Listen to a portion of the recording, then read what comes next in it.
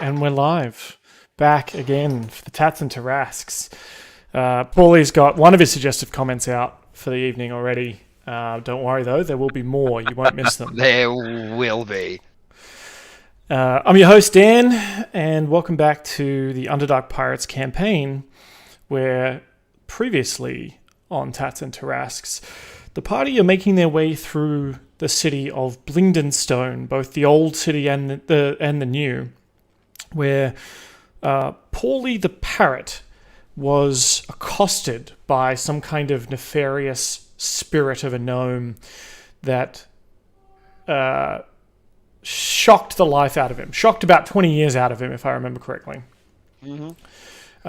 Compounded with this sudden amount of aging, Pauly regressed to sort of a level of madness that had been instilled in him upon seeing the Demogorgon in the town of Sloopdeloop. But this time it manifested in such a way that he believes he is Thorendir Grimsbane, heir to the Grimsbane fortune. But we all know he is not Thorendir Grimsbane. In fact, Thorendir Grimsbane is here and as part of his actions last session, helped summon guardians of Morhammer Dwim and Moradin, the dwarven gods of crafting, who came to their aid in fighting back against earth elementals and cleansing a shrine of that had become corrupted by an evil earth elemental. Now, though, with Ogormok's Bane being removed from the area, and the Stoneheart Enclave, of course, is going to be well pleased that they can now start using earth elementals again to help them around the city without risking sort of madness and attack. There is a further problem, though, that Pauly, despite him thinking he's Thorendir, he's also, as we mentioned, has aged many, many years and is sort of on the last wings of his life. And the party was deciding where they would go from here. Do they head back to town to try and find a cure?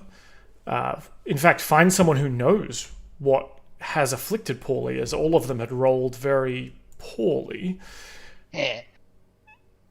Or do they press on, as they had been tasked with finding evidence of some kind of beast in these caverns? And if they were to find evidence of the lair of a gorgon, they would be paid a ransom in gold. And if they could bring back evidence of its death, they would be paid in diamonds.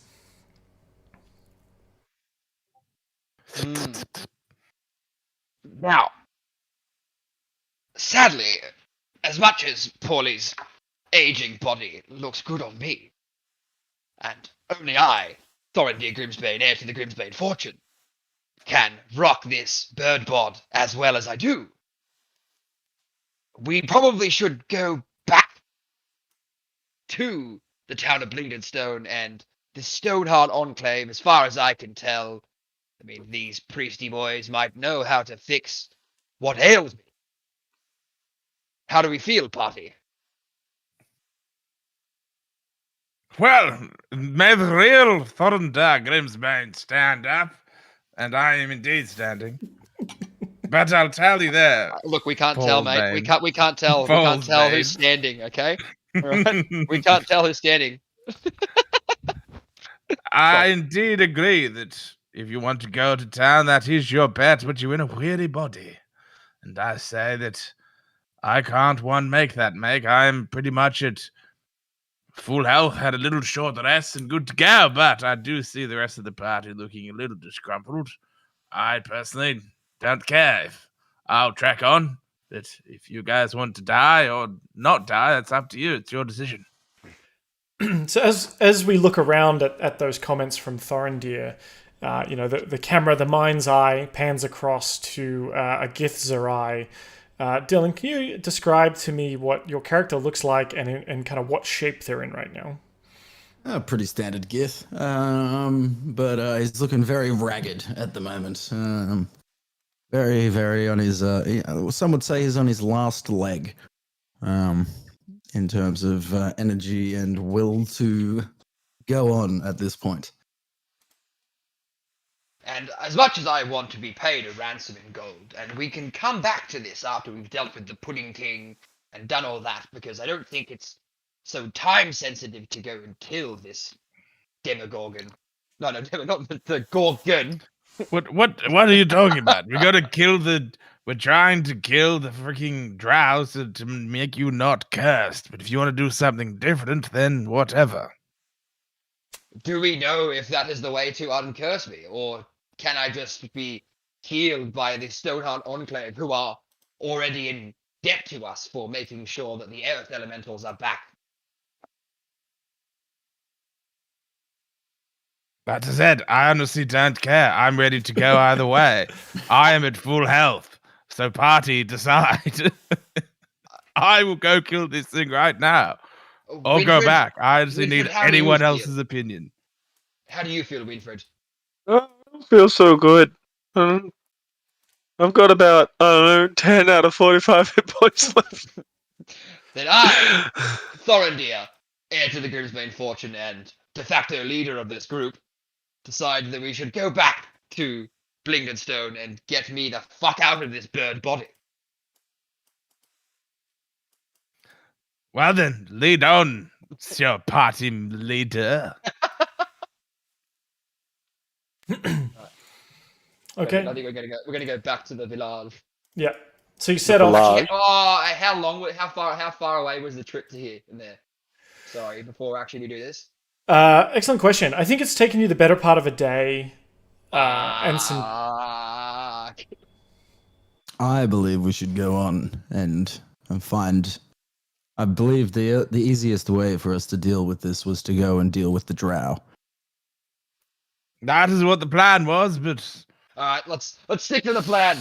well then, they've come back to the original plan and okay, So wait, what? did we have a short rest then? Did you guys heal up? No, yeah, I did. We had a short rest last time, but some of us don't have any hit dice left. We don't have the hit dice. Yeah. God, this is a really So like I'm looking in a pretty bad shape. I've got 1 rage left and 10 hit points, so I'm not looking good. How long has it been since I got shocked? I mean, that happened sort of at the start of the day, and then you've had a short rest or two since then. Obviously, you fought the Earth Elementals, and then the second group of Earth Elementals, and obviously traveling through these caves. So it's probably getting on sort of early evening, late afternoon. Okay. And how long would it be to get back to the village? Depends how good you are at, maybe a survival check to kind of navigate your way back through these halls. Yeah, okay. That's a 20 on survival. Okay. So Reynard's pretty confident that he knows the way. Either way. Either or. We can either push on to the drow or back to town. I just don't think we can fight.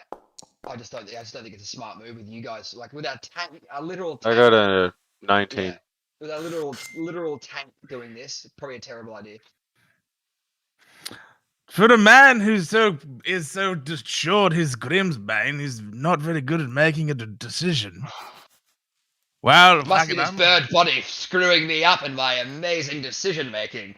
I've never let a bird ruin my decisions, except that one time. That one time, we don't talk about that one. All right, let's go back to town. Let's just fucking do it. I just reckon that's a better idea. Otherwise, it's either Pauly dies or, fucking Dylan loses his second character.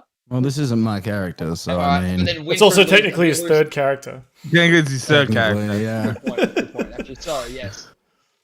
And then we lose Winfred too, so it's like 2 for 1, 2 for the price of 1. Why do we not just take a long rest We can't. here? Oh, We can't. cannot. We can't. We can't. If we take a long rest, Pauly might die. Yeah, not enough time. No, we don't know how time sensitive is. Well, But so it's the better part of a day to get to where we are currently. So the travel back to town would probably take what? If it was the better part of a day to get here, it would have taken us, 6-7 hours to get to where we are currently? Mm-hmm. So it's going to take us 6 or 7 hours to get back to town, or 8 hours to take a long rest and push forward. Yeah, good point. All right, let's just like get that in. And it's like 6-7 hours to get back to town. I think we have time to do that then. I was thinking it was like a whole fucking day to get us back there. Like 24 hours. Initially, yeah. Let's go back to town. Okay. Right, are we going back to town or doing a long Yeah, rest? it's me who's gonna die if if this doesn't work out. So Yeah, okay. All right, we're heading back. That's it. Back to Winnipeg. All right. So the party sort of picks up what's left of them. Take one final look at the. There's my thing here. At the cavern they were in, obviously, the smooth, worn cavern they're in with the big sort of standing stone in the middle. Now surrounded by, I believe, 4 like Gorons sleeping down. For those of you who've played a bit of Ocarina of Time, and they head back off into the twists and turns of the cavern itself, making their way ostensibly back the way they came. Making our way downtown. Buses pass. Everyone Pauly give me, might die and I'm homebound. everyone give me perception checks.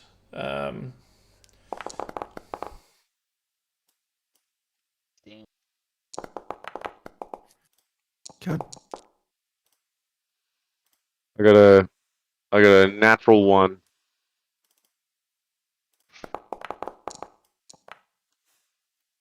$18. Okay.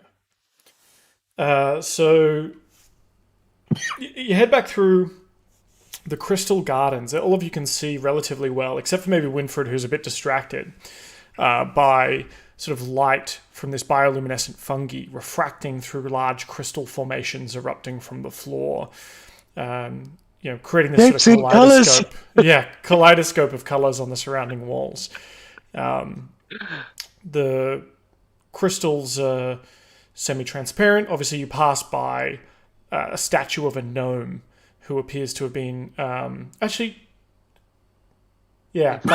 now he has reappeared. The statue of the gnome that you had poured invisibility potion on has reappeared, and you see him again. This gnome sort of cowering near a crystal outgrowth, holding a broken crystal in its hands. He appears to be looking over to the east, down sort of a corridor or what looks like a cavern system. But Reynard, what you hear, you sort of ignore all that, and you can hear what sounds like, or perhaps what feels like, the psychic wailing of disquieted minds, trapped, tortured souls.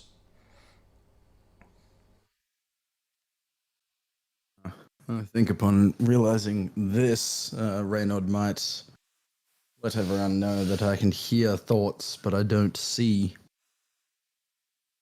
I hear people in distress, but I don't see people. I see statues. You hear people in distress but don't see them? Well, we were trying to help out ghosts that cursed us, so it makes sense it might be the ghosts of... Wait, statues. Could they be the bodies of petrified people and then we hear ghosts? I don't know. I believe that they are trapped inside the statues. Can I smell them? But then where did the ghosts come from that cursed Pauly that then we have to help to tell me to kill the drow? Mr. DM, may I do a snooze roll on the petrified statues? You don't see any petrified statues around. You see one statue. Okay, can I do on the one petrified statue?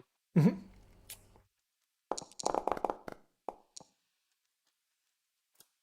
I got a 23 and I sniff him. Yeah. Smells like stone.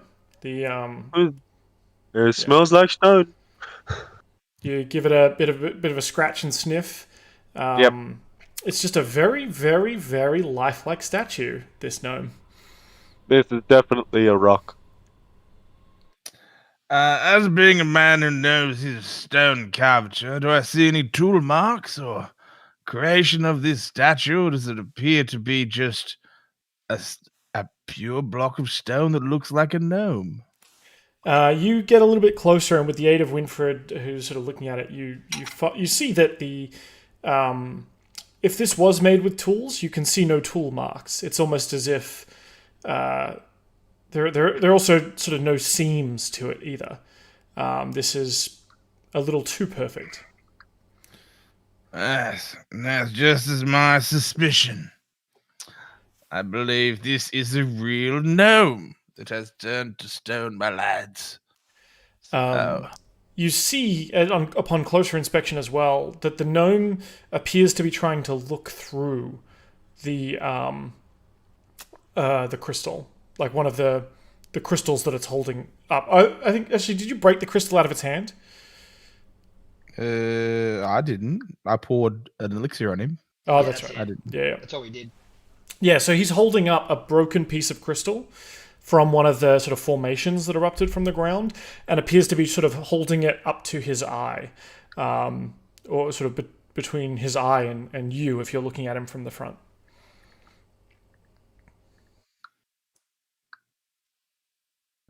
Is there anything I can sort of discern from like the mental anguish? Can I make anything out, or is it all just like a muddled mess of fear? Yeah, so the psychic sort of undertones you're getting are actually not very, they're not super strong here, you're picking them up, and they're not actually coming from this gnome in particular. It seems to be sort of coming from another corridor. There's sort of a corridor to your west, to the west, that appears to kind of lead back to where you came, but to the southwest is sort of a cave system that seems to go further down, and from there, you can certainly feel sort of a low-level thrum of it's sort of fear, torture, pain. No specific voice sort of comes out of it, but it's certainly a feeling in a direction. If that makes sense. I'm gonna gesture towards the sort of feeling of direction that I'm getting, and just say, all of the fear, all of the anguish that I can here right now is coming from down that way. Yeah. Was that sort of the smoothie staircase or not that one? I don't remember from like 2 weeks ago. Sure. I'll preface that with essentially both staircases. One's seen a lot more use than the other. Yeah. But it's sort of quite ancient and yeah. I also looked at my notes, and it's not necessarily smooth snake-like. I was probably pulling stuff at my butt for that one. That's okay. That's okay. I'm just trying to remember what happened last session. Yeah, but there's certainly sort of two staircases that head into separate caves. One to the southeast, one to the southwest. You're getting this kind of feeling of group angst and fear and torture from the southwest. And then, of course, there's regular corridors that kind of branch out to where you know that you've been before, such as that sort of waterfall kind of area. Well, lads, fear, angst, and torture, that indeed sounds like a drow to me if I've ever heard of it and felt it. But then also the way behind us is where we came in. So were we going back to town, or were we adventuring deep? You know us dwarves, we do like to dig a little too deep now and then. Matt, what are we doing, lads? I want to do it so badly. I really do.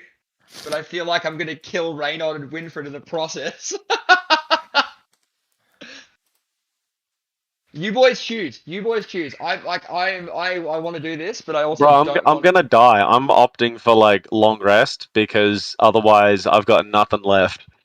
What happens? Like no hit points, no rages, no what nothing. What happens if we get back to town and Pauly cannot be healed in town?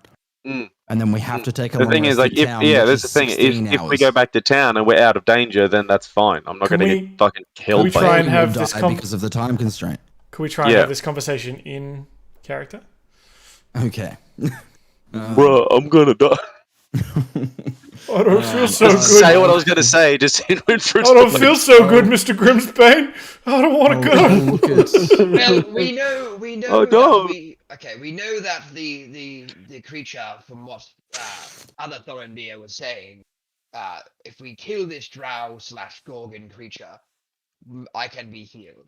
So, as much as it scares me, and it does both in character and out, What's the character?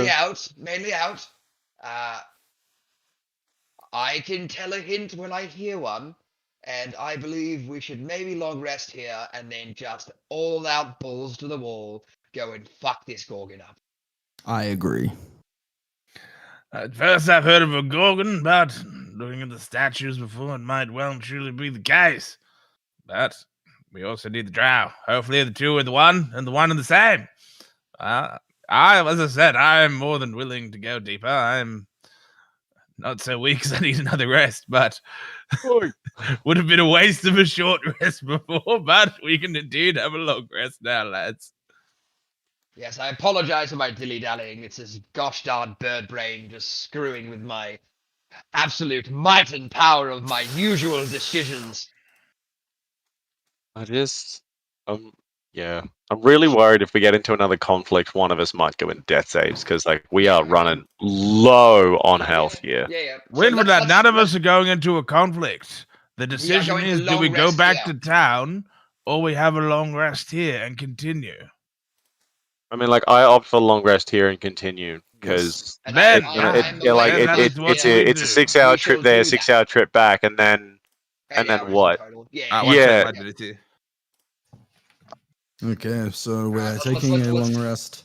Let us long rest here. Okay.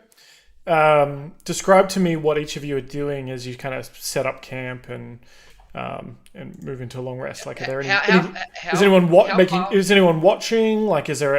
How far did we go from the room with the earth elementals?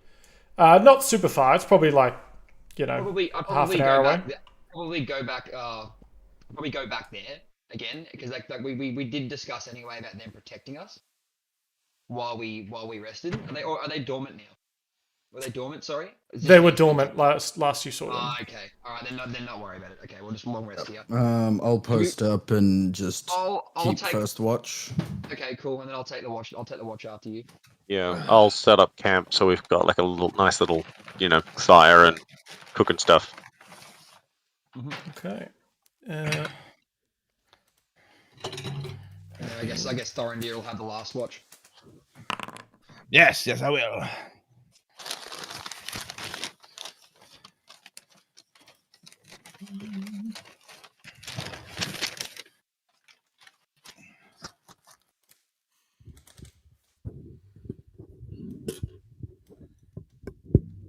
Nothing scarier than a privately rolled DM roll.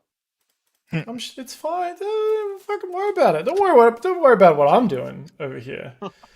Don't worry about our rolls to get through safely. Yes, okay. So first watch is Reynard. Second watch is Pauly.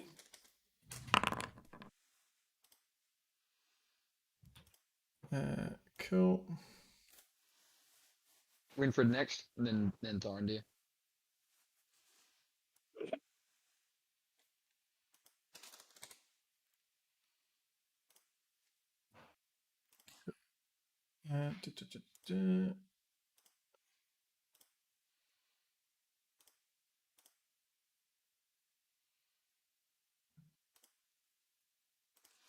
All right. What are you? Okay.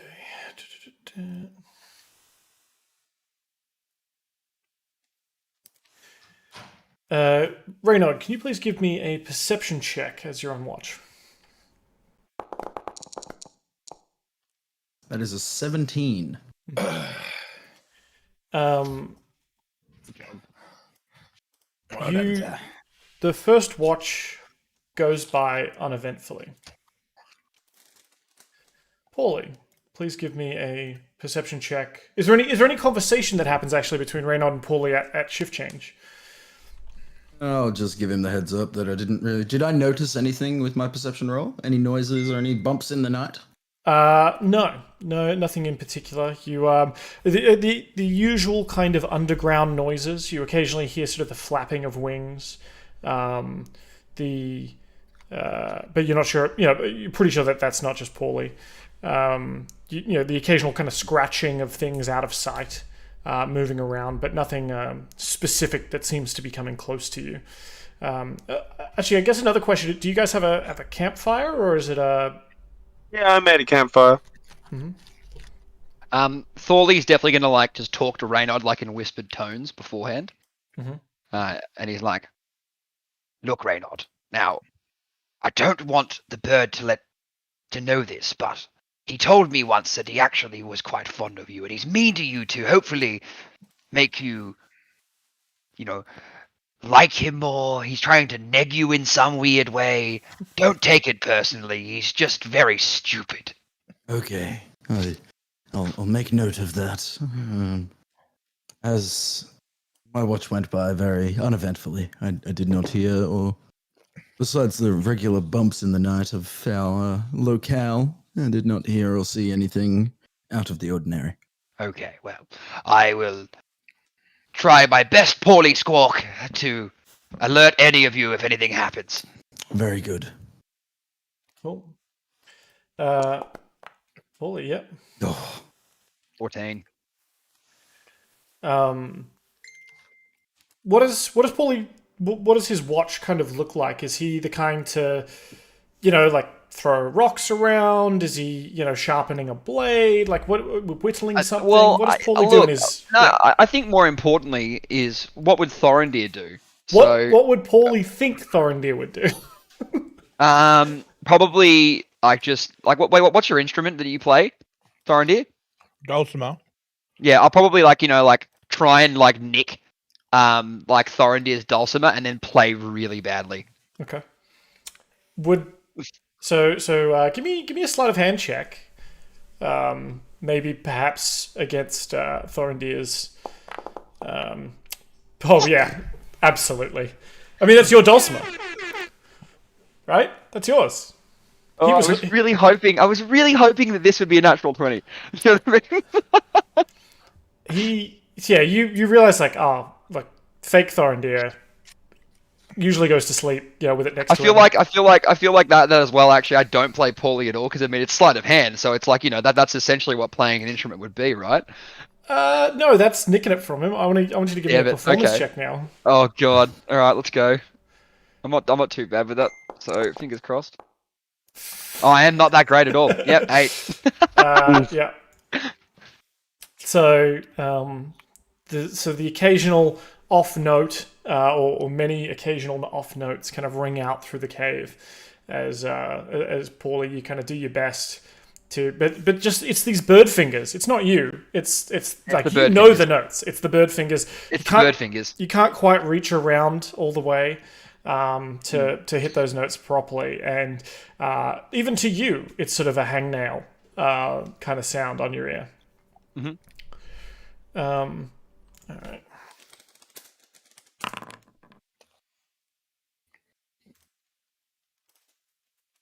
And okay. The rest of the evening, or the rest of your watch, sort of, I think, which should be the next 2 hours or so, go by rather uneventfully. What is the changing of the guard look like? Before I wake up, Winfred, I'll gingerly put the dulcimer back to Thorendir, and just whisper into Thorendir's ear, Thorendir's ears.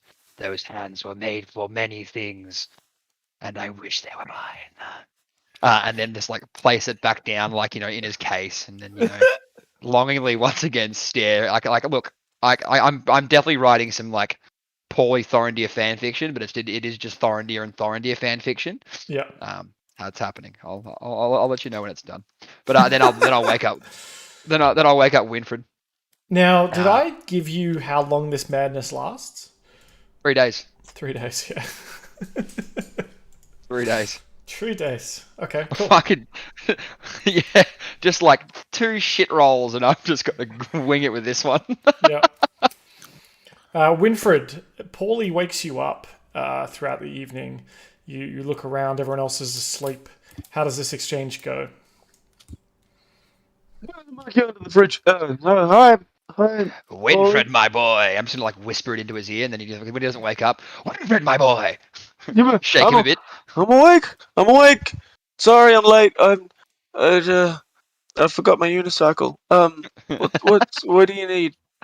It's your turn, darling. It's your turn Oh. to watch the tender Thorendir sleep. I mean, everyone sleep.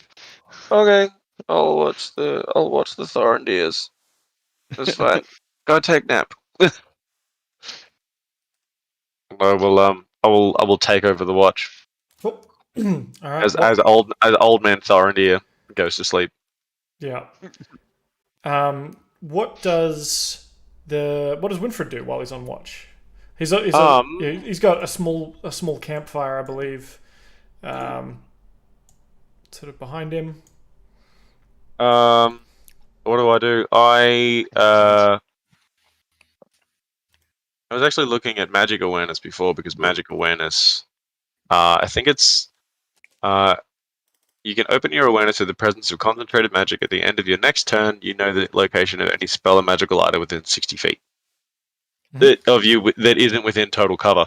I was wondering if that would do well to find any like lingering ghosts and things like that might be lurking about. Yeah, sure. So you open your eyes and then open your eyes again. This time you're sort of pretty third much. eye. And sort of, I think we established that you smell the magic around, right? Like it's sort of an augmented based on smell. It's sort of just looks like it looks like it's not like a solid magical thing. It looks like an aura, like a mist. But yeah, that's more or less what it looks like in the. Yeah, you see, sort of on the edge of sight, and sort of in that spectrum, you do certainly see what appears to be sort of shadows and spirits moving around the edges of the halls here. They don't necessarily look like they're sort of coming up to you or even can see you, but you can kind of smell what seems to be spirits or shadows just wandering about almost aimless in these halls. Okay. Not at rest, effectively. Yeah. Sort of these disquieted spirits on the edge of sense. Cool. And they don't necessarily sort of look at you or anything like that, but you're certainly aware that it's sort of they're there. aimless. Yeah. Yeah. Okay. Is there anything lower to the ground that I can sense at all? You do. Would I have to roll perception to do that? No, I think so. So more kind of from a magical sense, you probably there's still a lingeringness in the earth that you feel. So the earth still seems to be going back to sleep. From your actions earlier in the day. Obviously, the earth is slow to change its mind. It is slow to sleep. It is slow to wake, and it had been angry for so long, mad even at the things moving around inside its bones, that now it has been asked to go to bed and be sleepy. It is slowly sort of shifting to be comfortable again, and the earth is kind of settling back down. Yeah. Imagine telling the earth to go to bed. Like, Go to no, bed. you bit a dick. Don't wipe out Tokyo. Go to bed. Yeah. All right. Apart from that, I'm just gonna keep watch until it's Thorendir's turn. Okay. Let me roll some dice here. Any rolls or anything like that you would like me to do? Yeah, give me a perception check. Cool. Do you want me to do a perception check with advantage or just a straight up perception check? Straight up perception. This one's not schnoz based. That's fair. There's a straight up perception. That's 7. Okay. That Actually, was almost a fucking 19. Yeah, give me another one. So this is I'm taking the 7 as what your hearing and seeing, and then if this next one's higher, I'll take that as what you're smelling. Sure. There you go. Okay. 18. My nose is a lot better than my eyes and ears are. Yeah. You hear... Oh, no, sorry. You don't hear. You can smell. Just on the edge of smell. And there is sort of a tinge of magic to it, but not sort of noticeably so in any real direction. Just sort of like the innate magic of perhaps a being. But you can... Maybe you get a whiff on the air, like perfume. Would I be able to tell where that's coming from with an 18? Yeah. Or is it too far away? Yeah. You think it's coming from the southeast. So from down this way somewhere. Yeah. So Okay. from one of the caverns, you can definitely hear it. Yeah. Would I be able to take a torch and have a little wander down there and not stray too far away from camp? Sure. Cool. I'm going to do that. And I'm going to go into my tile. I think that's how I do it. I think I go into my tile, or right-click on my tile, and then assign fire. There we go. I like that function. That's cool. Cool. So you start sort of making your way... I'm just going to walk down to about there and see if I can see anything at all. As you get a little bit closer, you hear sort of a figure, or you hear a voice kind of eking through the darkness, just beyond your edge of sight. It's sort of a feminine voice that says, "Sleep quiet, my child, my little drow. Your dreams invite tranquility now. I think you might have the wrong house because we don't have any drow here. Stone walls so secure. The web holds you tight through underdark night, and guardian spiders that tickle you feel. With gossamer thread weave our goddess's seal." Oh, I think I've had enough of spiders for one adventure. Can you please fuck off over there? Thank you. Do you say that out loud? I'm saying that quietly, sort of like into the middle distance.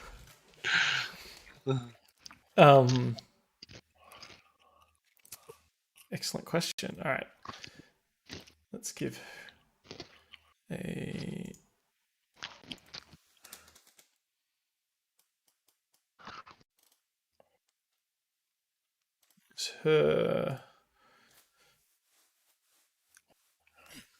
Yeah, the sound, the song continues as if you hadn't interrupted it.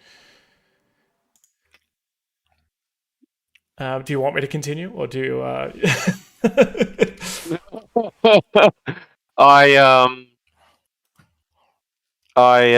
I'm genuinely not too sure what to do. I might do you hang around? a little. Yeah, sorry. Essentially, do you hang around? Do you move closer? Do you move away?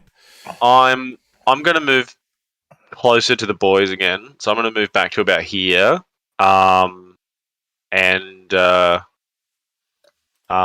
just be on guard, like not so much like in a defensive position or anything like that. Just be like alert, just like there's something out there.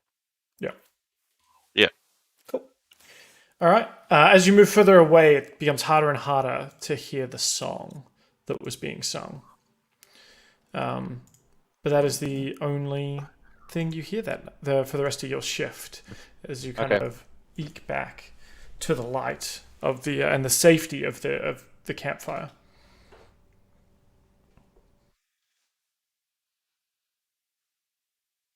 What does it look like when Winfred has to wake up Thorendir? So I obviously go and put my torch down, so I'm not holding a fire whilst I'm trying to wake him up.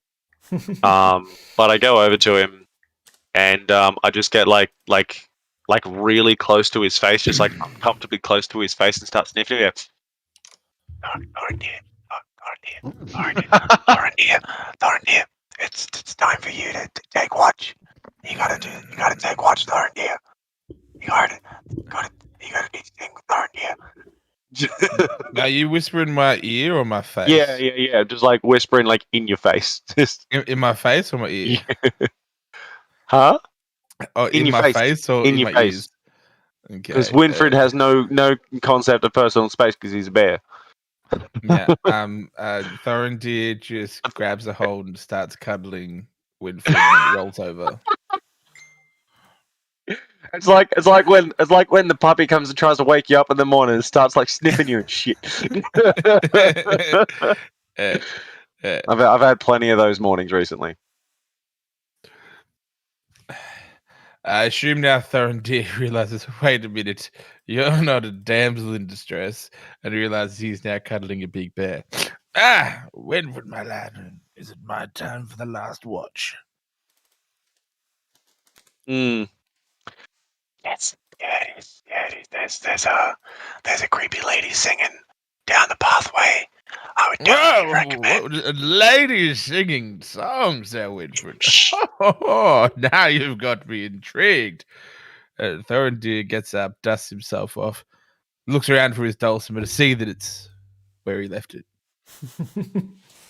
And creeps up to the stone and has a peek of what's going on. And Winfred is going to go back to sleep. Okay. So Thorendir, you head down sort of the area where Winfred sort of pointed, sort of further away from your compatriots. Yeah. Give me a perception check.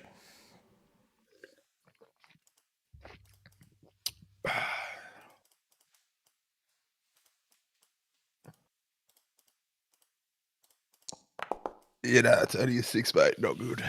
Yeah. You have to maybe start to hear something on the edge of hearing, or at least maybe that's just echoes and the sounds of you can kind of hear again sort of the sounds of battles and right on the edge of hearing, right on the edge of sight, even past your dwarven senses. But as you get closer and closer, it's hard to determine where those sounds are coming from. As you strain your ears, do you hear a song?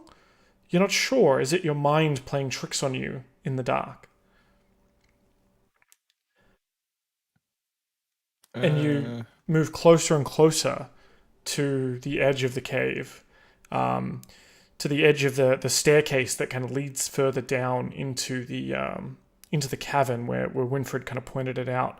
And you strain your hearing, but you can't hear anything. Hot dog. Well, I don't know what Winfred was on about. Must be getting delirious. God, that's 1, 2. Jeez, if the gift starts getting any stranger, all my companions are bloody retarded. All right, well, Thorendir makes his way sort of back a little bit,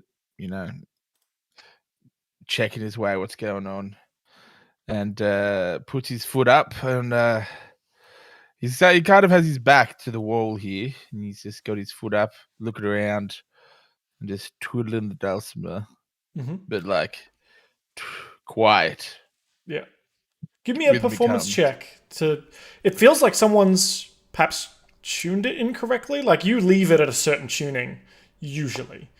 But you can tell that like someone's been playing this thing poorly. They haven't been treating your girl with respect. Yeah.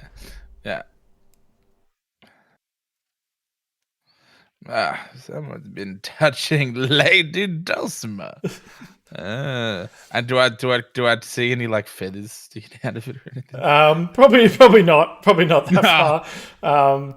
But he's rotten. He's his old bird. He's losing feathers. I'd be okay with him like finding a feather inside of it. That's right. Yeah. You notice a little bit of like coloured, almost like leftover pigment from that's rubbed off someone's colourful. What's left of someone's colourful feathers? As I gotta watch out for that, Pauly. He's starting to become too Thorendirian. all right, so As he says that too, like Pauly just goes, Grimsbane, fortune. And as you say that, about Pauly, is it just your imagination? But is it on the edge of hearing? You hear the flapping of wings, the beating of wings. Now all of you are going to get a long rest. Woo! All right. And as the group starts to wake up, you go to move from your position, Thorendir. You've got one foot up on a rock, sort of playing, sort of looking out around the cavern, contemplating perhaps the history of this place and what the gnomes did and sort of the difference in gnomish architecture versus dwarven. And you put that foot down because you're like, my compatriots are starting to rise.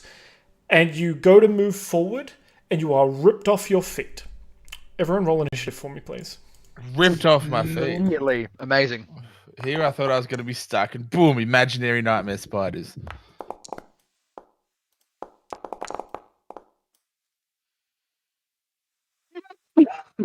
Actually, mine got knocked because of that fucking dice, and it got knocked into it too. It's not how it works, because it still rolls a D&D beyond. Yeah. It's just visual on this one. Yeah, it's pure. Yeah, well, it was fucking. I'm gonna fucking be very angry about it, alright? Hey guys, this is the highest initiative I've ever gotten, boys. The highest initiative I've ever gotten. Mine's pretty standard. I got a 5. Oh, you got a 5. Oh, wow. Winfred's usually rolling like single-digit initiative. It's about fucking time I got a natural 20. I know. Hide as bonus action. Okay. So yeah, you hear the sort of flapping of wings, Thorendir, and as you look out over sort of one of the parts of the cavern, the cavernous drop beyond, and Flying spiders. what appears to be sort of a deeper shadow within the shadow. All of a sudden, though, you see you are ripped off your feet and held upside down by a creature. But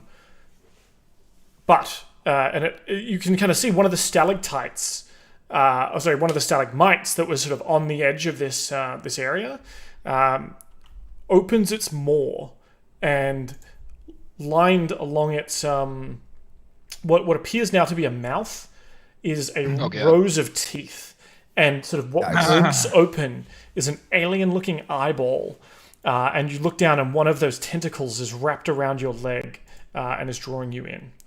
What in the sweet Mary fuck is that? Alien rock. Winfred, you come awake, or you're sort of in the process of coming awake, and you see that Thorendir is being held upside down. Mm-hmm. Or, if Winfred sleeps upside down, perhaps Thorendir's the right way up. I'm just like on this rock, like right here, and my head's just like hanging off the end of it. Yeah. No. I can see that Thorendir is being held upside down. And at first I question it. I'm like, Thorendir, what the fuck are you doing? Ah! I'm just, I'll take that as a Winfred, help me! And then I'm gonna grab the sickle that I had in my pocket, and I'm gonna try and cut him down. Okay. So you leap forward with the sickle that you have, and rush to attack. Yeah. So he's over here. So I'm gonna move that way and try and like cut him down. Mm-hmm. Give me an attack roll. Okay. There you go. The 12. So this thing is sort of whipping around and kind of moving him around too much. You leap forward to try and sort of cut through the tendril, but it's too fast for you, and you're not able to get a Thorendir, good... I need you to stay still, Thorendir. Thorendir, stay still.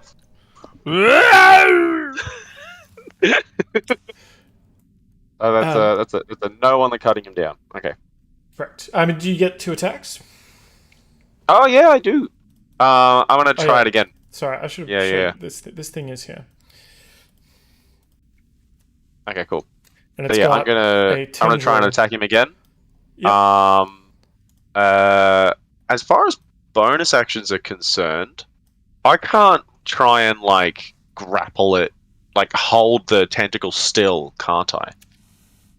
Not with a bonus action. I would let you No? take your action to try and grab it with your physical strength rather than attack it, though, and try and like hold him steady enough to get free.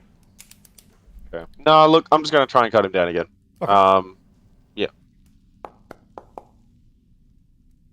That's better. 26 go. will definitely hit. Give me the damage. 26 will definitely hit. Yeah, so I do basically exactly that. I just try and like I'm just trying to like get it around him, and then I grab the tentacle, and then I like just cut it. I cut him down, and I will roll for damages. I do 6 slashing damage to old mate tentacle mouth. Yeah, so you cut through the tentacle and hack at it. Sort of about half of the tentacle itself is sort of split open, but it still has enough strength to be dragging Thorendir along. Unfortunately, 6 damage is not enough to break the tentacle in half. Gee, I should have used my hammer. Just squashed it. Anything else? Do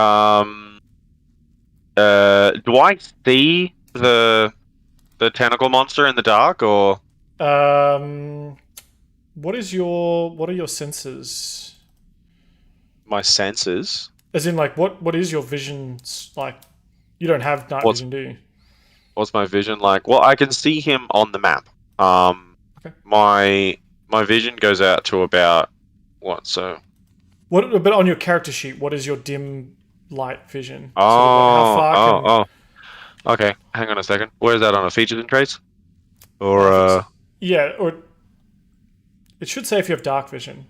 No, I definitely don't have dark vision. We traded out dark vision for keen smell. I remember. Yeah. Yeah, no, I don't. You can see a figure, what looked like a stalactite a stalagmite on the ground, sort of the edge of this crevasse, appears to be moving in the darkness. There's sort of a deeper shadow. Well, my vision get fucked up. What happened there? Oh, okay. I think I turned off your vision. Yeah, I think I turned off your vision. Yeah. Back. There we go. I thought of I want to like trail, like look up the tentacle to see where it's coming from, and then I could see like the big googly eye and the teeth and everything. Yeah. And I scare myself into a rage. Okay. I'm just like, ah! And then rage. Perfect. Thorendir, you are up in the air. Yeah. I'm also gonna. Can I also roll for? Sorry, yeah. Just before you go on. Oh yeah, wild magic. My bad. Totally forgot. It's been I too want long. to do. Yeah, no. Space. You can teleport up to 30 feet under occupied space that you can see until your rage ends. Cool. And I'll turn on rage. And can I also do a wild magic surge as well, seeing as I got scared by the big tentacle monster? Roll a D100 for me. 1D100. I got 33. 33. Cool. All right, you feel yourself sort of strengthened, sort of imbued with magic. Your muscles expand and flex as you feel some sort of power swell into you from the What? from another space and time. Holy shit! get to maximize the damage of the next spell or attack that you hit with. Oh, okay, cool, fantastic. Cool. I sort of like jump backwards because he scares me like 5 feet in the air, and then I'm going to. Oh, I can't change weapons without using an action, can't I? Yeah, you can drop your sickle as a free action. Yeah. And then you can draw your weapon as part of your attack action next turn. Okay. Yeah, I'll do that. Yeah. So I'll drop my sickle and I want to pick up my warhammer. Cool. Just remember that you have dropped your sickle on the ground. Yes. It's like over here somewhere.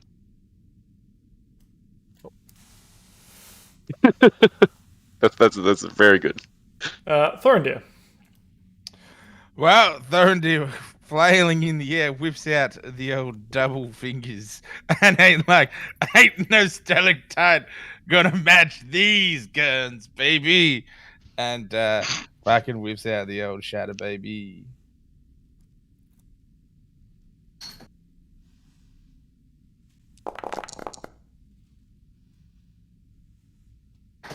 Alright, so it's going to make a Constitution saving throw. Yeah, what is he made of stone or anything like that? As he's a fucking stalactite.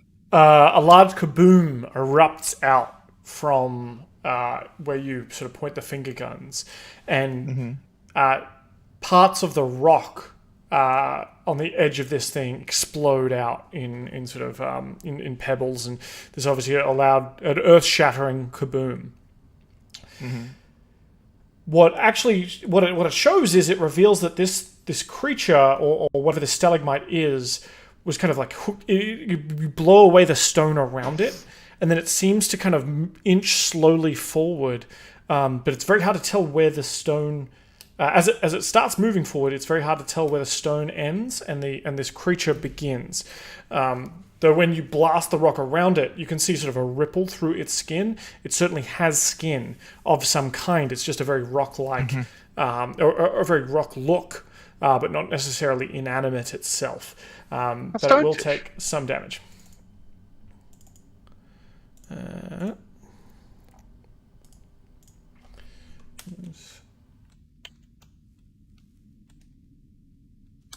Cool. Anything else? But who's next in the order of turn? Wow. Pauly, and then Reynard. Well, I'll also do a bardic inspiration on Pauly. Thorendir! Sure, you're not gonna let these swigs get clapped by this monster. Take him, dude, and save me, my lad. I give you bardic inspiration. Thanks, man. All right. So You could say that you're talking yourself up. No, I can't say that because technically I can't give myself bardic inspiration. Yeah, that's fair. But I give it to you, my friend. All right. The creature's turn. Yes. Before it uses real. Okay, yeah. So you are pulled closer to this thing as it sort of pulls you in on its tentacle, and it sort of opens up its maw and attempts to bite you. Oh, I'm so sorry. Yeah. That's a crit. Yeah. Oh no. Yeah, what's the damage? 41. Oh, I'm still alive. Holy shit. No, that's 40. Oh, sorry, 40 damage, yeah. Yeah, 40. My bad. That's alright. That could have been life or death. Holy fuck. Another tentacle comes out of this thing. Now that you're nice and close to it, as it sort of pops you in its mouth and starts chewing on you, you see that there are about 6 tentacles coming off this thing. Hold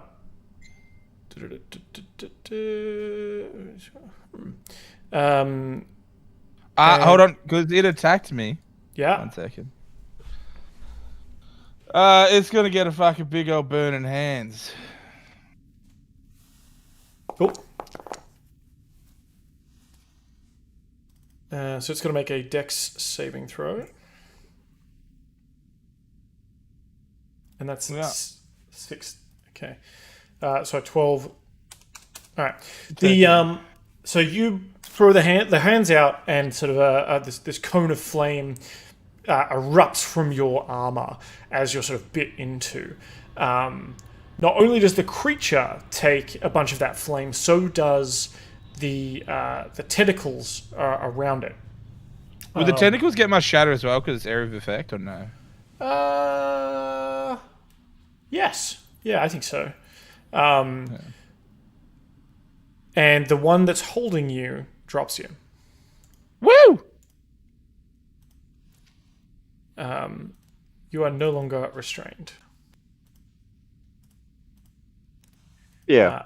That's a lot of health not there anymore. However, That's fine.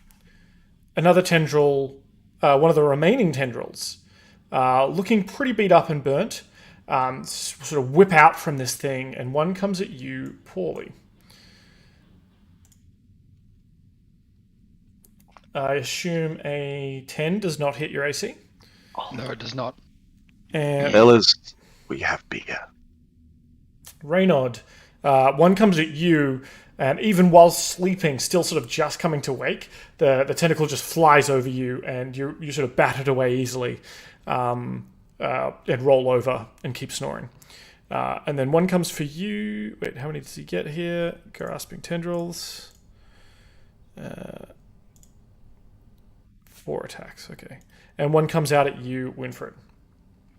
Does that 19 hit? Yeah, it does. Okay. You are now grappled by this thing. Okay. So do I take any damage when he grapples me, or is it just grapple? Just grapple. Okay. You are restrained. You have disadvantage on strength checks and strength saving throws. Okay. And there is now, one of these tendrils coming out to you. Pauly. Wonderful. After that, tendril. So is that tendril so I've dodged the tendril, right? And it's kind of just gone further than me. Yeah. Just thematically, but I do plan to just move forward. Can I yank the tendril and then just get brought in and then dive in with Talon out front? Yeah. Just So because of that, because it'll be you cool. sort of, was that gum pistol? You sort of throw Yeah, yourself that's it. forward. This creature is obviously stuck to the stone. It doesn't move, and you sort of fling yourself towards it. Yep. And then just attack with Talon. Mhm. Ooh, 20. 20 hits.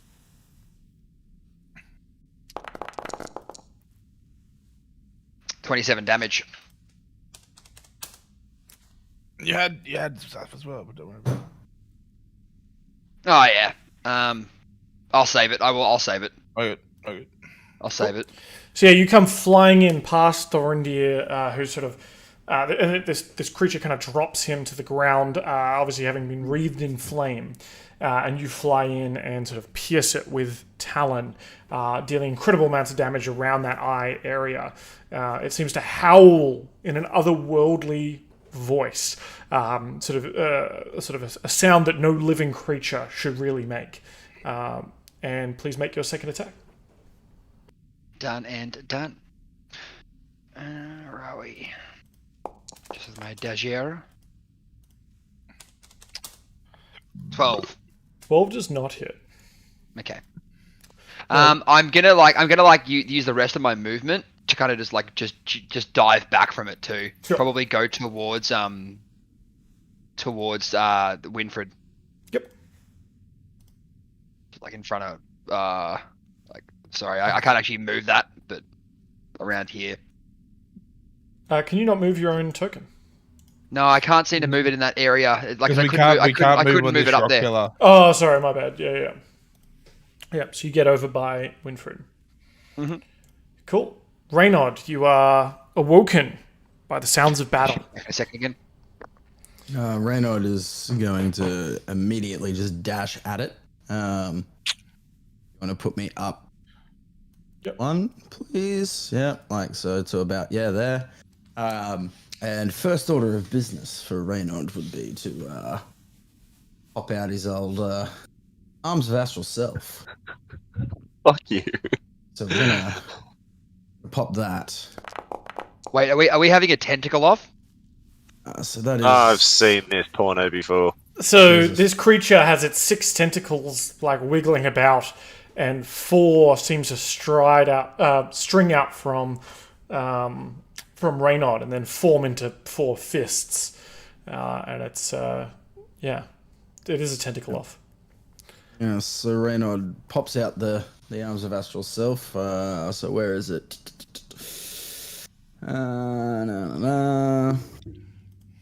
What was it? So you've rolled it there, so that's the attack roll, is that right? I have to use a key point to summon them. I just rolled it to say that it's being rolled. Okay. 1 key point to summon the arms. When you do so, each creature of your choice that you can see within 10 feet must succeed on a dexterity saving throw. Aha! So... But I don't know what the DC is. It doesn't say. You would have a spell save DC, I believe, which is 11. Based on so your... it has to roll. Actually, spellcasting ability is wisdom, right?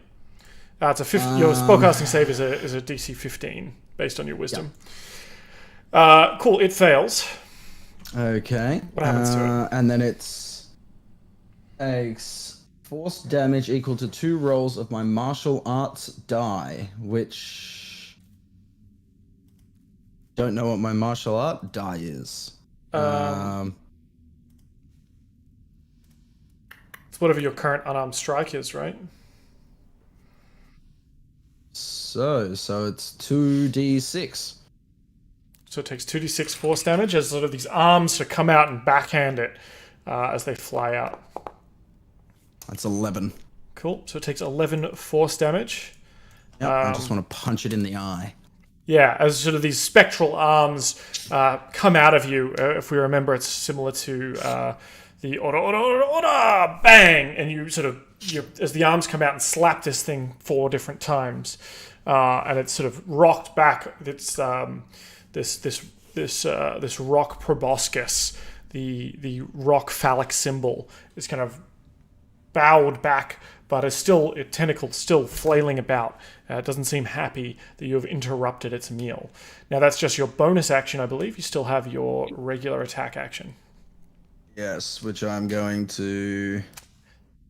So now I think if you click Arms of the Astral Self, it will... Woof! There you go. 8 total damage. A further 8 force damage. Why don't you describe to me what that looks like in Kung Fu language terms? So the first one, it gets a nice little slap in the eye as they pop out, just to be like, hey, fuck you, leave my friends alone. And then after it reels from the... Well, after it's visibly annoyed at getting punched in the eye, I punch it in the eye again. I was just imagining like 3 Stooges there, you know what I mean? So it's like a whack, and then poke him in the eye. Yeah, basically. And you go to like poke it in the eye, and it puts up 1 tentacle, but you just go around it. And then I'm also... Because the astral arms that just goes right through. Because I'm taking an attack action, I'm going to spend another key point, and I'm going to flurry of blows, so I get 2 unarmed strikes. Is that... Your flurry of blows, is that a bonus action, though? After you take the attack action, flurry of blows falls under regular action. Oh no, wait. Ooh, bonus action. Never mind. Yeah, so I think you can't... Arms of Astral Self is like the rage, where you start it on your bonus action, and then subsequent bonus actions you can then flurry of blows, right? Yep. Cool. Well, then I will end my turn there. Still 19 force damage overall on the turn, not too bad. But you do hear the whoom, whoom, whoom, the flapping of wings. And Pauly, Paul Thorendir, even to you, something cuts deep into into the back of your mind, perhaps making you recess even further. It is an ill omen. It is the Deep Crow. Okay, this is not good, I feel like. Also, Thanks. The Deep Oh. Crow. oh dear. Wait, the Deep Crow or a Deep Crow? A Deep Crow. But Okay. Oh, okay. and Still not great. it sort of swoops in, dodging pieces of rock that have been flung down into the hole, and it swoops wide, cawing, and sort of makes its way straight to you, Pauly. I'm never gonna survive this shit. I'm gonna die. And it's got a beak, but next to its beak are sort of like mandibles, so it's almost got like a double beak situation going on. And it is going to, As I said, spider birds. yeah. God damn it. Whew. Mate, I'm gonna have to show it because I can't help it. I hate Oh you. man. What's this? I'm gonna uncanny dodge that bad boy though too. Sure. Oh god. So the If I mandibles didn't, come in if I didn't, and if I rip didn't, I'd be on 1 health point. So. and rip into your flesh. Yeah. And so what would normally be 27 damage is, I believe, halved. Is that right? Yeah, that's correct. Okay. I would have been on 1 health if I didn't uncanny dodge that. Cool. Winfred, you are grappled. Okay. I'm going to use my bonus action first, and I'm actually going to blink. And I wanted to run this by you. I wanted to blink above the stalagmite tentacle monster. Absolutely. I wanted to blink and use my attack to sort of like come straight down on his eyeball. Yeah. So you disappear from inside the tentacle. The tentacle kind of wraps closed, trying to get at you. But you're just not in that space and time anymore. Pauly, your bear friend right next to you, all of a sudden reappears above the tentacle monster, falling down upon it. Cool. Roll the attack. And I'm actually going to use my Great Weapon Master, just to preface my attack roll. Mhm. There we go.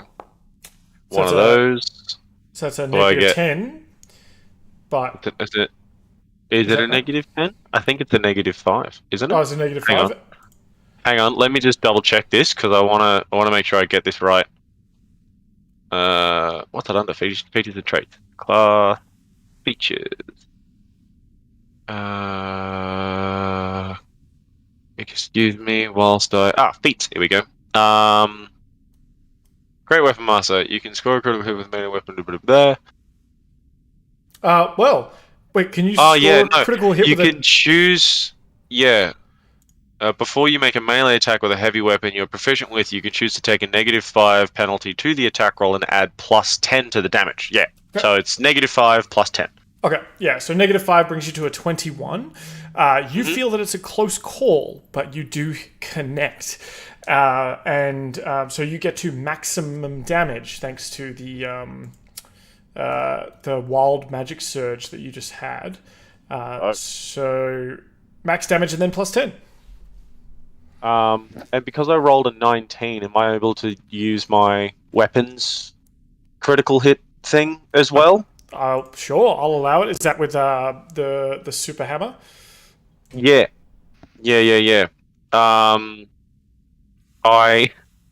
I wanted to remain at space theme, so I want to run this by you. Can I teleport the stalagmite up in the air somewhere? Sure. To make him fall to the ground? Yeah, and that'll be like the extra damage he takes. That'll be the extra damage he takes? Can I do Yeah. that? That'd be dope. So you connect with the weapon. And what is the theoretical damage? Yeah, so two-handed. It's normally 1d10, so that's... yeah, it's 2d10, I think. 10 plus 10. Yeah. So How 24 hard damage. How hard does he go up in the air, by the way? I'm gonna say, I don't know, 20, 25 something feet, just up Well, in the air. technically, wouldn't that we all get attack of opportunity on him because he's out of? No, because he's engagement teleported. range? Not. Yeah, no, like Ah. my idea was to like Damn it. teleport him. So like he and all of his tentacles like are removed from space and time, so everybody else gets ungrappled and teleport him up into the air somewhere. And that was my idea. Yeah. So you Okay. come charging in and hit him cleanly with the hammer, but and you hear sort of the crack of the metal on his or this creature's unworldly stone-like flesh, and then he disappears. All his tentacles gone, and the roper appears in the air and sort of falls down to the earth, slamming into the side of this cavern. And so we're giving max damage here on a crit. So you get, is it the first 19 you roll each day? Is that how that crit works on that hammer? I think we just said if it rolled a 19 or a 20. Okay. With rage activated. Yeah, gotcha. And then, and it would take upon that element, you know? Yeah, gotcha. Yeah. Cool. So I try to remain like, elemental like. But so he takes so 24, 34 damage because of 34 because of the Great Weapon Master. Yeah. So when it slams into a back, you teleport it up in the air, it falls down to earth and cracks kind of its dome or it's the top of the stalagmite on the edge of the rock face, and then just twists and falls down into the chasm. Fucking, that's such a good payoff. Yes.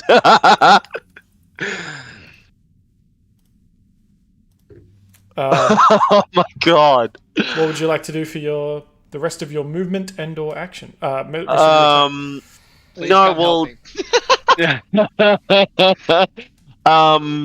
I thought that I didn't get a second action because I had to pull my hammer out. No. It's part of the attack action to draw your weapon. Oh, okay, cool. I want to seeing as I've already used my teleport. Can I move? I'm just going to move. I don't really want to move in range of that thing, to be honest with you. Yeah, no, I just want to throw my hammer at this thing, Okay. at this deep crow. Yeah. It's like fucking yeet, just yeah. Okay, make a ranged attack with the hammer. It's not really a ranged weapon, Yeah. so it's going to be a Yeah. disadvantage. Okay. Remember, it gonna- was the other rage type that lets you use it as a ranged weapon. Oh, yeah, no, that's right. That's right. You know what? Fuck it, YOLO. I'm gonna move in range of this thing, and I'm gonna attack it. I'm gonna attack it. Yeah. Sure. I'm gonna move him over there. I'm gonna hit him with my hammer. I'm gonna do another Great Weapon Master swing. Okay. There we go. Another one of those. So fucking horrible roll. That's a 4 in total. No, yeah, it's not going to cut it, I'm afraid. Swing and a miss. All right. Is that everything from Winfred? Yes. Yeah, that's all I can do this turn. Thorendir. Well, I will immediately fucking use Healing Word as a bonus action. Give me 1 second.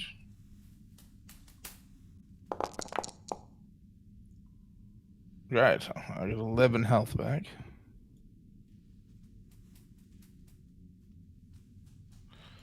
And fucking Leroy Jenkins is fucking crow.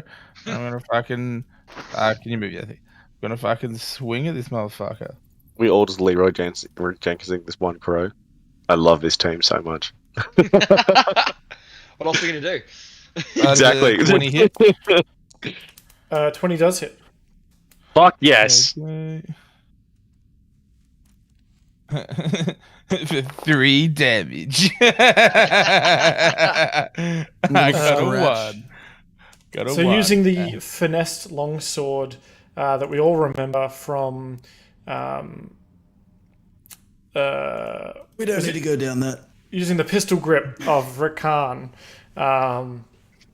the half longsword there, you sort of leap forward off the rock face, the roper sort of still clanging into the darkness behind you, and you hear sort of a but not like too bad as you attack the deep crow. But you also the pistol grip may have not done much. Let's see how the Spanish grip goes on the other weapon. Let's see how the rapier goes. For 20 again. Now let's see what the damage Oh my is. god. Hey boys, another 3 damage, baby. I believe this one's actually just... Do you have dual 2-weapon fighting style? Yeah. Oh, you do? Okay, cool. Yeah. Because I was going to say, like, I think if you don't have it, you don't add your modifier, so it'd only be 1 damage. No, I do. Cool. All right. Sweet. Man, it's looking bad for this deep crow. Pauly. Those damages, they hurt. Practically bloodied. Is it my turn? It is your turn. Beautiful. Well, give him the good old left, right, good night, and then just smack him with both Talon and me dagger.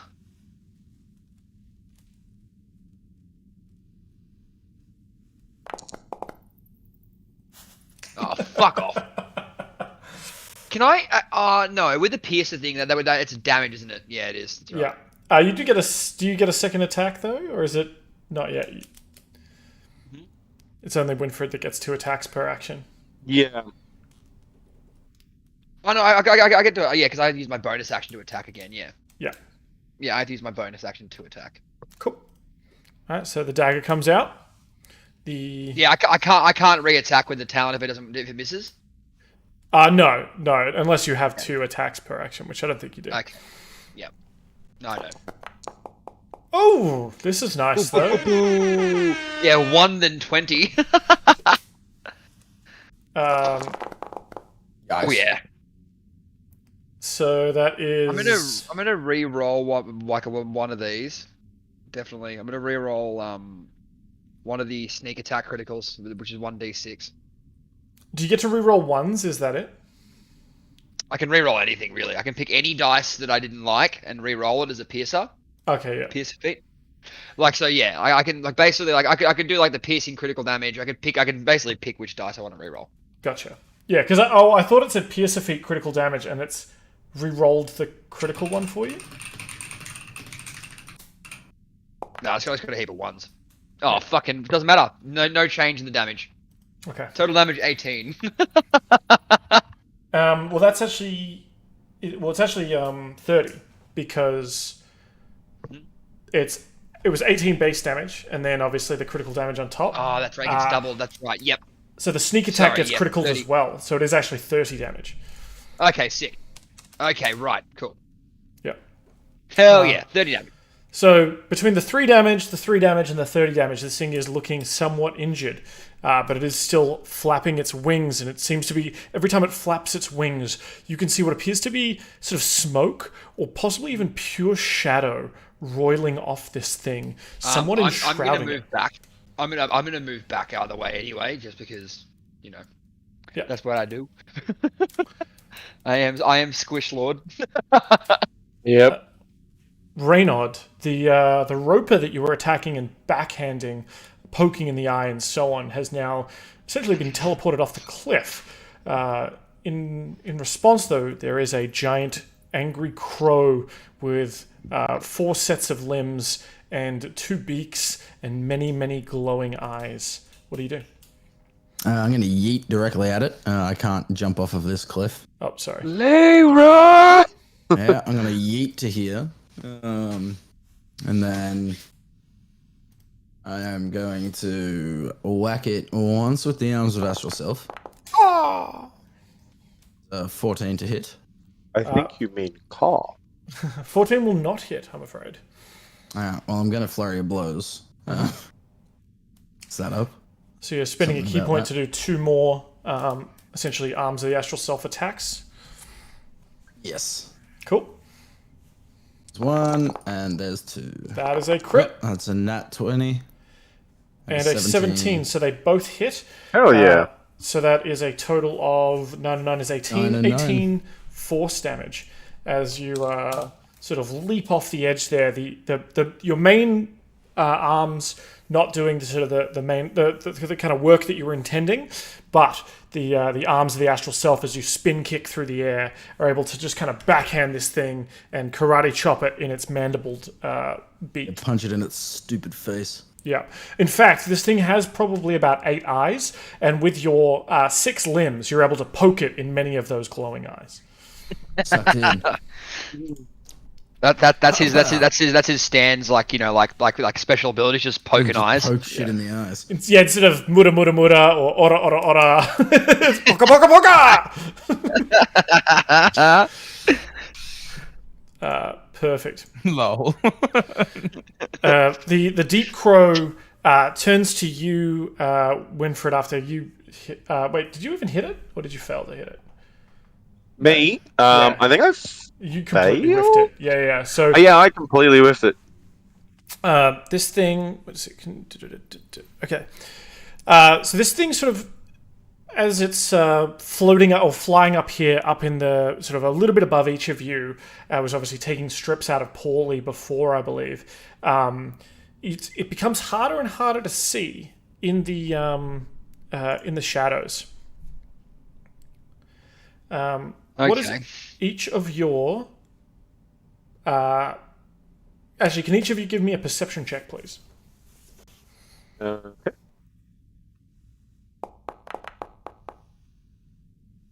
The 19 for me. 25 from me. 19 for me. 23 from me. Yeah. Sorry, I rolled 2 by accident, I think. That's all right. You see it. me. All right. 20. Yeah, so actually all of you are unaffected, so you can just make out, or Pauly and Winfred, you can kind of just make this thing out up in the shadows as it kind of looms above. And then you see it dive. Reynard, you have not lost track of this thing at all, and see it coming for you. The claws raking towards you. You are not surprised, though, and it will attempt to claw at you. Try to grab you for a 16 to hit. That does not hit. Okay. So you're able to kind of dodge out of the way, this thing trying to take advantage of its sort of shadowy nature. It avoids you with its or you avoid its claws, but its mandible comes for you, Winfred. And that is a 21 to hit. Yeah, no, definitely hits. Okay. You take 24 piercing damage. Fuck, that thing hits hard, doesn't it? You get that's the full. I'm giving you the full damage. I'll let you work it out. Yeah.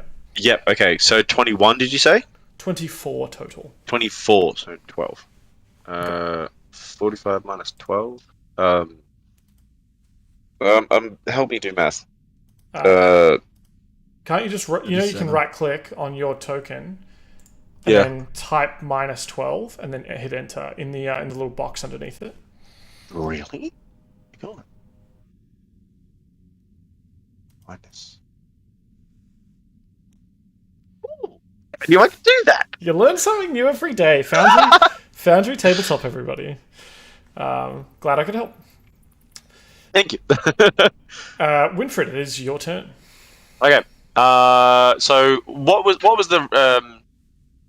the verdict? Could I see this thing anymore, or am I complete? Yeah. You guys rolled a 19 to give you a bit of metagaming. It also tried to roll a stealth check in the shadows, and you're all able to see it. You two were on the edge as it had rolled a 19. I want to clip its wings. I want to try and hit it in its wing so hard that it's unable to get away. So I'm going to attack it. If you want to make a grapple check to try and pin it, or attempt to restrain it I will allow that.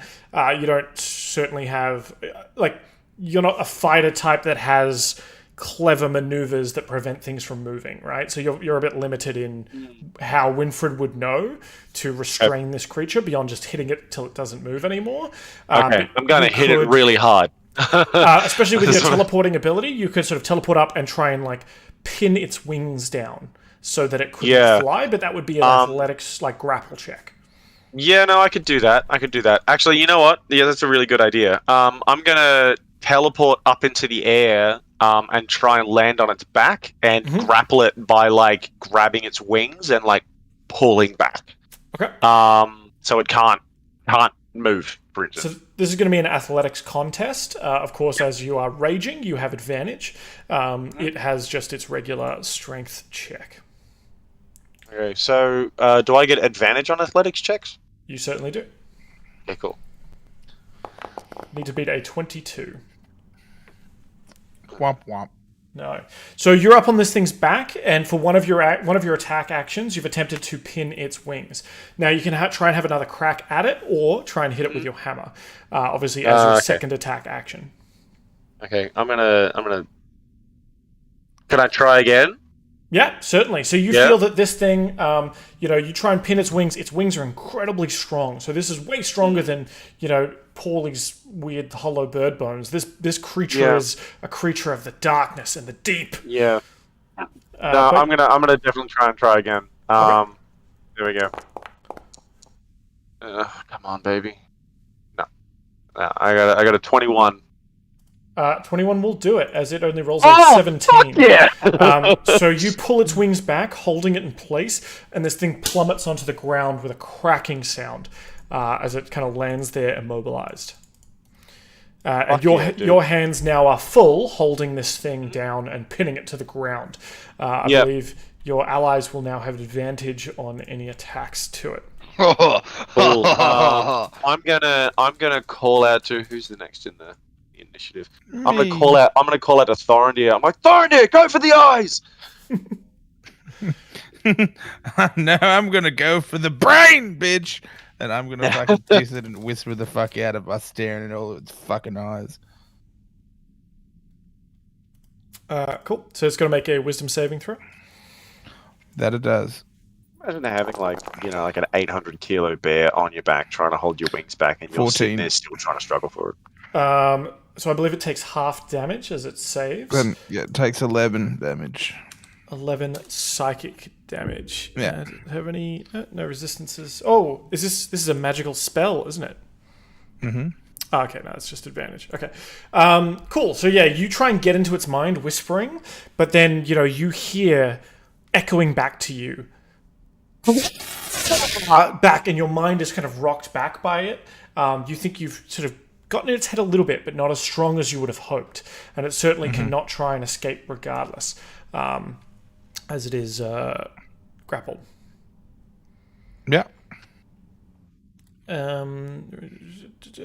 So a grappled creature's speed becomes 0, and it can't benefit from any bonus to its speed. The condition ends if the grappler is incapacitated. The condition also ends if an effect removes the creature. Okay, cool.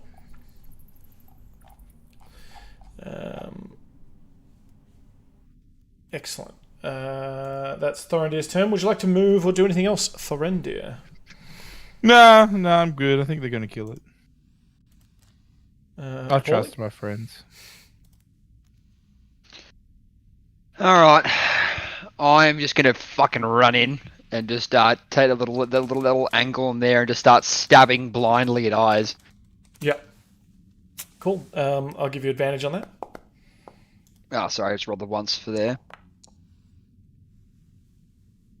25. Fuck yeah. 25 will hit.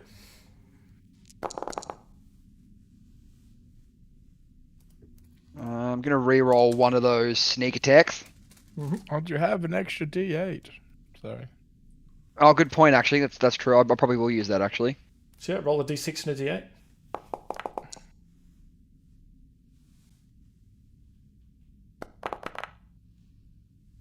Boom. So that's an extra 10 points of damage on top of that, so 26 in total. 26 in total. All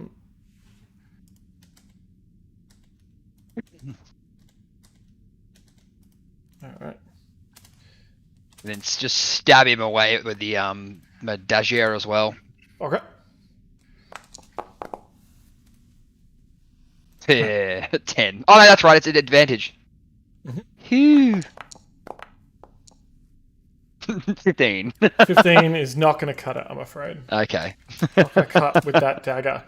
All right, so you swoop in, Winfred holding this thing's wings back. It's sort of screeching and cawing at you, trying to bite you with its mandibles, but you're able to get in with the rapier at least, with Talon attacking its talons and cause incredible amounts of damage as we move to Reynard. I'm just going to move back again too. Just like to there. And gonna do the old wham bam, thank you, ma'am.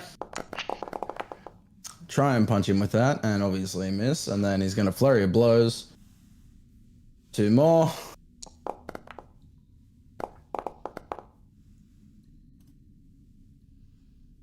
$18 to hit and a 15 to hit. The 18... well, you have advantage. Remember? Oh, okay. So 18 to hit, and then... The 15 does not. Neither does the 13. I'll accept a 25. Oh, so if I'm rolling for advantage, that would be the 18 and... Okay, so the first one doesn't. Yeah, we'll accept... one more roll. Yeah. And a 16. 16 does not. So I'll accept two of the attacks as hitting, 2 of the 3. Yep. So let's take the... Look, I'll be generous. Let's take the 7 and the 7 there. As you inflict 14 force damage upon it. What does it look like as you're sort of pummeling this thing that is being restrained? Just once again going for the eyes. Trying to blind it. Yeah. This thing is sort of looking around you, and you're poking bits of its eyes out. However, bits of it, its feathers seem to open up around it, sort of around the head itself, and sort of more eyes just keep opening as you keep poking some shut, and even perhaps ripping some out. This thing is on the ropes, but it seems to be sort of a hell creature, not necessarily of normal kind of anatomy. Zoology. Oh my god. Alright, well, yeah, I'm just gonna keep ripping at its eyes, punching it in the head as hard as I can, and just, I'll shout back to Winfred and say, keep it up, hold him down. It's gonna try and attack you, Reynard. I'm gonna give it disadvantage as it tries to bite at you with its mandible crow beak, as you're trying to pick at its thingo here. That was not disadvantage. Let's go again. I assume a 15 does not hit? It does not. Okay. So it's trying to sort of, as you move in with these spectral arms, and even your own punches and kicks, it's trying to bite at the spectral arms and you, but you're able to sort of keep it at bay, thanks to Winfred kind of chaining it and pulling it back every time. Now, Winfred, it's going to try and sort of reach one of its claws back and kind of scratch at you on its own back. I'll give this a disadvantage as well. Oh.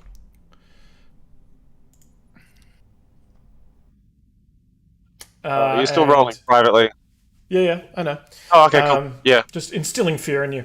It completely fails and tries to scratch you, and in doing so, sort of seems to dislocate one of its own legs as it kind of hurls about and sort of caws, writhing on the floor there, and trying to throw you off.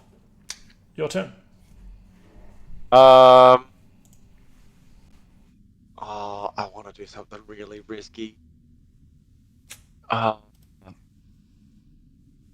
I able to, whilst holding it, teleport it up in the air and drop it on the ground? 'Cause, I can't attack with anything because my hands are full.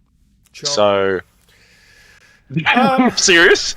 I will allow. I reckon. Give me another. We'll go another strength contest. Yeah. For you to, with your rage, pull it through this sort of dimension that you are creating, this small dimension. Yeah. To see if you can suplex this thing while raging. I don't want to suplex this thing. Now, normally you would have advantage on strength checks. However, this creature is a size larger than you. So I'm going to say it would normally be a disadvantage to try and, carry out this kind of creature. So it's going to be a straight up strength check between you two. Okay? Not an athletics check? Oh, sorry, athletics. Yeah, strength athletics. Athletics check? Okay, cool. Yeah. All right. Come on, baby. I'll roll this one out. This is where we need it. Nope. No. Absolutely the fuck not. Yeah. Oh, wait. No, yeah. No, you're fine. Shit! Yeah. No, that's my roll! Daddy won, baby! So describe it to me, Winfred. So, you see this rock over here? So this one that's protruding from the ground. What I want to do is I want to, lift it up, and I want to, crack its neck down on that rock there, and try and, break its neck from You're giving it a stone cold stunner. Yeah, exactly. Yeah. I want to fucking tombstone this thing just into the rock and try and snap its neck. So you see Winfred, and he's holding on to this fucking bird for dear life, and you just hear him start to roar, and then you just see him just disappear into this sort of quantum dimension, and then appear 10 feet away and just drop it on the rock there. And now I guess we're both over here somewhere. No, I want to move the token. I like this as a beautiful end to this fight, though. As after Reynard sort of been tearing out bits of feathers and sort of gouging out eyes, pulling out sort of weird flaming kind of mucus out of its head, and this thing is sort of screaming, clawing, trying to bite at him.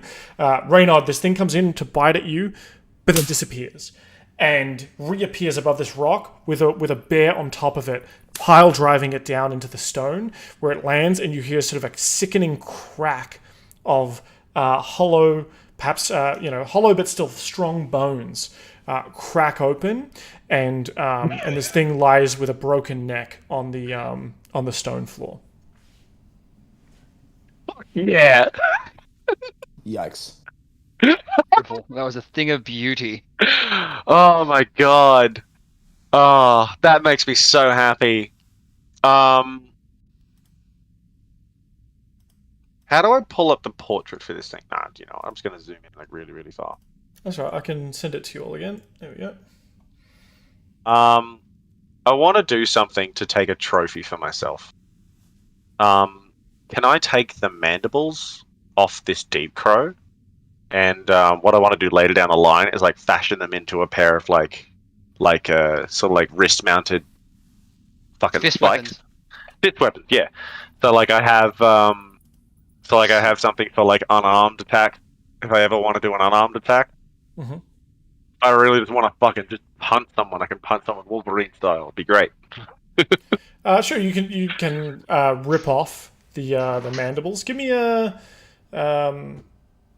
Are you trying to do a neat job of it, or are you just cracking these things off? What's the goal? I want to do it. I want to do a neat job of it. I want to do it properly. All right, give me a. Let's see Give me a nature check, because you're trying to find where the mandible connects to the beak, okay. and pull this bit off here.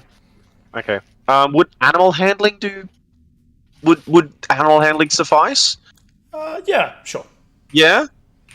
Oh, it's just I have a bit of a better role for animal handling. That's all. That's it's an 18. Yeah, so after a bit of heaving and pulling and a little bit of carefulness, you actually pull off. You find that the beak and the mandible are actually connected. So you get essentially the beak with the mandibles either side of it, almost creating would it be like a punch dagger kind of look? I don't really know how to describe it. The beak would sit on the. I'm not sure if you're looking at Discord. The beak would sit here, and the mandibles would come over each side of it like that, sort of just like a Yeah, like so a the beak really cool itself boxing glove. could be the bit of the glove, like the forearm part, and then the mandibles either side. Yeah, yeah. So I'm gonna go take that back to town and fashion it into something Yeah. cool. As long as you write it down, because I'm not gonna. I'm going to. I'm doing it. What do we got? I'm gonna call it a deep crow skull. Yep. Just for now. Works for me. How do I do that? Manage inventory. Add items. Other gear. Yeah. Well, How do I do the typey thing? How do I add it in like a custom thing? Did you You go? can Custom always item. just go to your notes and Oh, there add we it in go. your notes if you wanted to do that. It's even quicker. Yeah, or you click the little padlock to enable items, depending on how you do I it. got it. I think. Good. All right. There we go. Sweet. Deep crow skull. Cool. So you look around, Winfred, having prized your trophy from this creature, and looking around, you see Pauly / aka Thorendir, looking a little bit worse for wear. You see Thorendir, aka Thorendir, also looking a little bit worse for wear, but Raynaud, weirdly, after a battle, looking completely unmarred and untouched. I believe usually he's the one that has taken the biggest brunt of the. Yeah, I think it's basically just swapped around. So this time now, Aaron and I are the ones that are hurt. Well, actually, as fun as that is, guys, are actually really good at bounce. Okay, well, Yeah. we can So if we have call to it there finish it, for yeah. now. I will sort of end Yeah. it with each of you here, as Winfred is kind of holding his trophy up high. You hear sweet singing. The Spider Queen's children, and so to your kin, are here to remind you that you shall not sin. They show you the scourge, the snake-headed whip. They bite and they tear until she hears your prayer. Creepy. There is no such blessing to the damned up above. Those who've forsaken the Spider Queen's love, in their way lies weakness and unceasing waste. And if you would join them, so too would you be debased. And that's where we'll end it for this week. Good. Whoop whoop. You and your spiders. You just love to hurt us, don't you? I just couldn't let Thorendir leave without hearing a bit more Spider Queen stuff. I mean, it's a real poem. Like, it's Yeah. very well used. Cool. All right. Well, thanks everyone for that. I know it was a bit of a short one, just 2 hours there, but I think we got some interesting stuff done. And who knows what will happen next week? Perhaps Lolth's champion, whoever's singing the song, could be a friend. You never know. Better believe I'm going to try and make it a friend. I mean, look, we're gonna kill that motherfucker because that's the drow that I need to kill. I feel like. I know. Or I'm gonna die myself. So either, you know what I mean? Either way, Yeah. there's gonna be some kind of death next episode. I really I'm like. Don't get me wrong. I'm really glad that Winfred pulled his weight this time, because I feel like I haven't been lately. But That's all right. I really don't hope it turns out that because we take a long rest and had to fight a couple of dudes, that we end up losing someone anyway. That would suck. There is still a very good chance that Pauly is not making it out of this. Yeah. That was why I was so indecisive at the start, because realistically, even in character wise, I am not of sound mind. So I don't know why anyone was listening to me in the first place. Yeah, Like, yeah, sure, I'm great at attacking things, but when it comes to like magical shit, like I wish there was more I could do with wild magic to help out Pauly, because I just It's too chaotic. Yeah. Though. Like you just couldn't. it is. It's way too chaotic. It's way too chaotic. I could end up making the situation worse. But for sure. yeah. Oh well. All right. Cool. Well, thank you everyone for hanging out with us tonight. Obviously, you guys at the table first and foremost. Everyone else is kind of secondary. I know I do love them. Chat. I know Josh was in there and Kate as well. But yeah, we enjoy their company, but obviously we enjoy our own company. Everyone should be staying safe during this lockdown-ish kind of period. And hopefully we'll be able to go again next week if Yes, please. if we can. And I'm keen to sort of push on with the Underdark Pirates and their fight against the Pudding King and the madness that lives in the Underdark. Who knows what they could find next? I'm excited. Daddy. Thank you very much for an amazing session once again. You are the best. Oh, my pleasure, Has boys. just arrived. Perfect timing. Dinner's arrived. Yeah. Good night, everybody. Get a rest, Good night, mate. Aaron. See you Get later. some resting. Yeah, We'll see just- you next time. All right. Bye, guys.